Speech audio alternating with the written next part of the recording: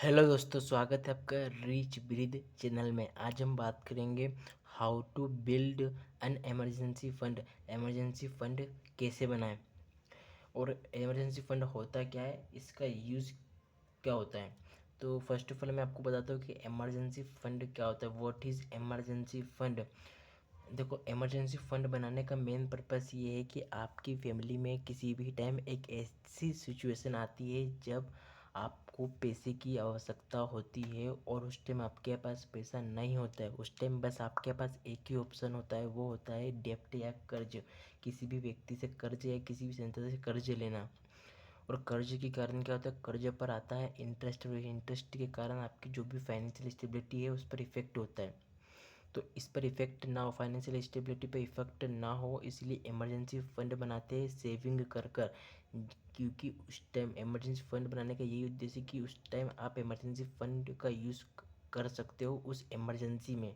इसलिए emergency fund बनाया जाता है उस सिचुएशन के लिए। आपको इससे क्या प्रॉफिट होता है कि आपको कर्ज नहीं लेना पड़ता है, उस टाइम पर इमरजेंसी फंड का यूज़ कर सकते हो। तो मैं आज आपको 5 स्टेप्स बताऊंगा जिन्हें फॉलो कर कर आप इमरजेंसी फंड बना सकते हैं। फर्स्ट स्टेप है calculate your expense. Calculate your expense यानी अपने खर्चों का हिसाब लगाएं। अपनी सभी ज़रूरतों और गैर ज़रूरी खर्चों की सूची बनाएं और उनका कुल मासिक खर्च निकालें। अपनी नौकरी की स्थिति या एकल आय वाले परिवार के लिए इस राशि को 3 से 6 मंथ तक बनाने का लक्ष्य रखें। जैसे क्या है, मैं इसका पहले अपने हर महीने के जो भी आप मंथ में खर्च करते हो उसकी एक लिस्ट बनाएं। जरूरी जो भी महीने के जो भी ज़रूरी खर्च का हिसाब लगा, जो भी ज़रूरी खर्च है आपके, जो भी महीने के आप जो भी ज़रूरी खर्च करते हो उनका एक हिसाब लगाएं। और फिर 3 से 6 मंथ के कुल खर्चे के बराबर राशि बचाने का एक वो लक्ष्य बनाए। मतलब जो भी आप खर्च करते हो महीने के, जो भी आप जरूरी खर्चों से बचत में बदले, कम से 3 से 6 महीने तक बचत में मतलब बचत बचाने का काम करो, उस खर्चों को बचाने का काम करो 3 से 6 महीने तक। आपको ये फर्स्ट स्टेप करना है। सेकेंड स्टेप है आपकी open separate account.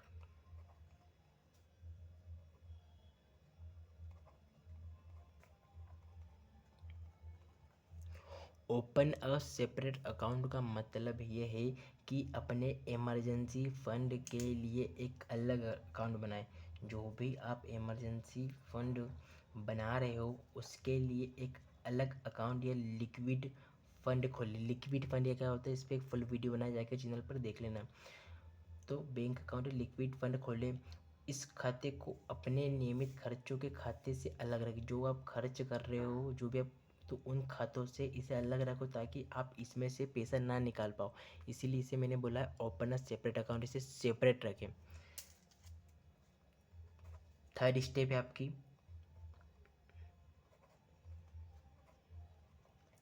Automate savings. Automate savings का मतलब होता है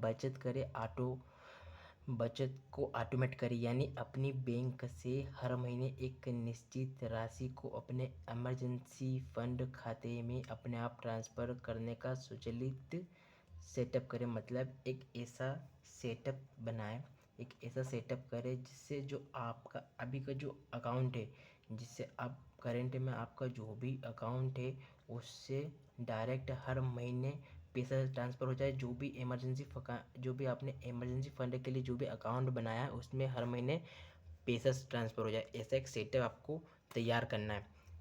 तो इसके लिए आप एसआईपी या आरडी, एसआईपी यानी सिस्टमेटिक इन्वेस्टमेंट प्रोसेस, और आरडी का मतलब रिकरिंग डिपॉजिट, इन दोनों पर फुल वीडियो बनाए, चैनल पर जाकर देख लेना है, इनका उपयोग भी कर सकते हो। फोर्थ स्टेप है आपकी इंक्रीज द फंड।